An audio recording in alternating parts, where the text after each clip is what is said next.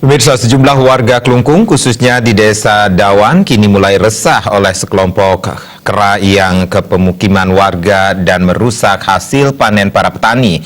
Pemerintah dalam hal ini, Balai Konservasi Sumber Daya Alam BKSDA Bali diharapkan segera untuk mengambil tindakan tegas sehingga warga aman beraktivitas.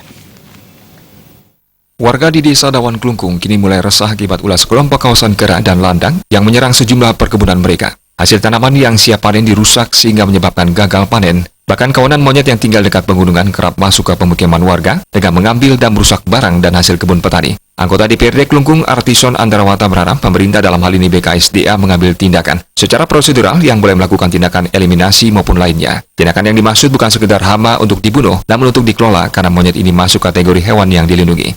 Pihaknya berharap hama seperti monyet dan landak bisa dikendalikan baik dengan cara membatasi populasinya ataupun diberikan lahan khusus yang dikelola oleh desa maupun pemerintah seperti kawasan wisata Sange di Kabupaten Badung. Namun sebelum ingin membuat kawasan wisata untuk populasi monyet, pihaknya berharap BKSDA melihat dahulu populasinya. Apabila populasi kelompok monyet ini cukup banyak, tentu akan menyulitkan dalam penyediaan lahan.